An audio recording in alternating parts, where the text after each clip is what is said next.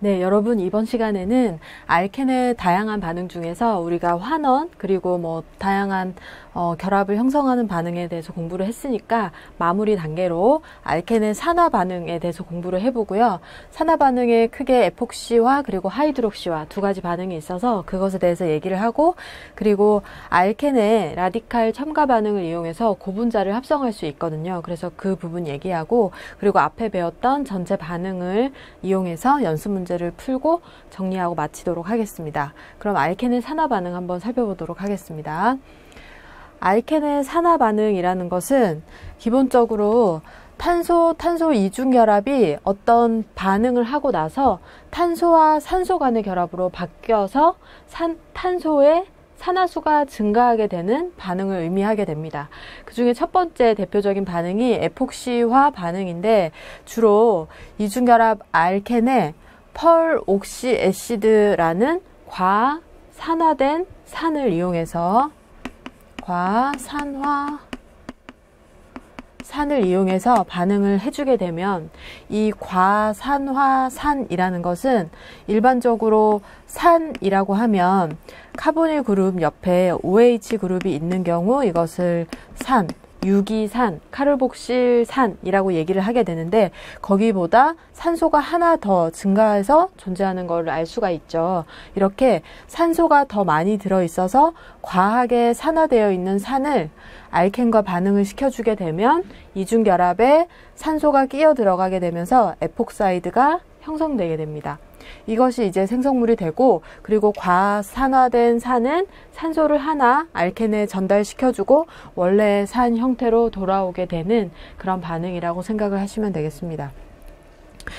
이때 과산화산에서 알켄으로 옮겨가는 산소는 항상 말단에 있는 산소라는 것을 기억을 해 두시길 바라겠습니다. 말단에 붙어 있는, 그러니까 일반적인 산 구조에서 산소를 하나 더 포함시켜서 만들어냈던 과산화된 상태의 산의 가장 말단에 붙어 있는 산소가 에폭사이드의 산소에 존재한다, 이렇게 기억을 해 두시면 되겠습니다.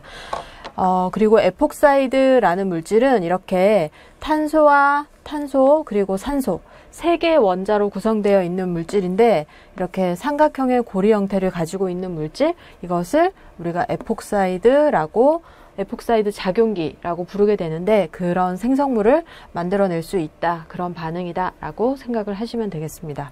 그럼 뭐 반응 메커니즘부터 하나씩 살펴보도록 하겠습니다. 앞에 살펴봤던 반응과 조금 다르게 이 산화 반응 같은 경우는 단일 단계를 통해서 반응이 일어나게 됩니다. 여기 단일 단계.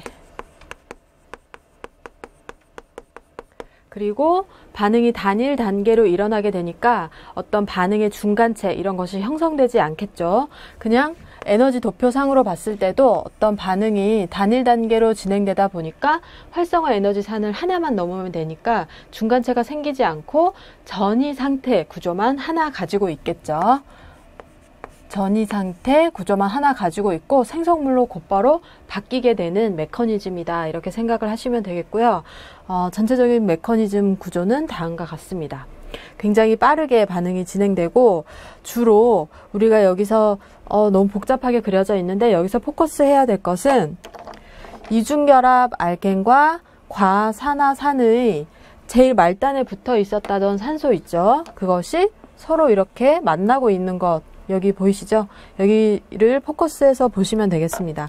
나머지 부분들은 반응을 도와주는 부분이라고 생각하시면 되고, 과산화산에 제일 말단에 붙어 있었다던 그 산소가 뭐 이쪽으로 이중결합이 있고 뭐 알킬 그룹 이렇게 붙어 있는데, 가장 말단에 수소가 붙어 있는 그 과산화산의 산소가 이중결합과 만나서 반응을 한다. 그래서 다음과 같이 배치가 되고, 이때 일반적으로 카보닐 그룹에 산소와 탄소가 이중결합하고 있는 작용기를 카보닐 그룹이라고 하는데, 카보닐 그룹의 산소가 탄소보다 전기 음성도가 크니까 항상 전자를 자기 쪽으로 잡아당기고 있죠. 그러다가 못해서 결국 이중결합을 자기 쪽으로 가져가게 되면 일시적으로 산소는 마이너스, 그리고 탄소는 플러스 전하를 띠게 되죠.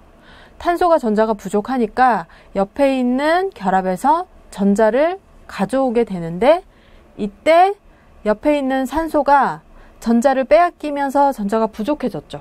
그러니까 이중결합 알켄이 말단 산소한테 전자를 전달을 해주게 된 거예요. 그래서 지금 여기 시그마 결합을 형성하게 하기 위해서 이렇게 화살표가 그려져 있는데, 사실은 이 산소한테 전자를 주는 거죠.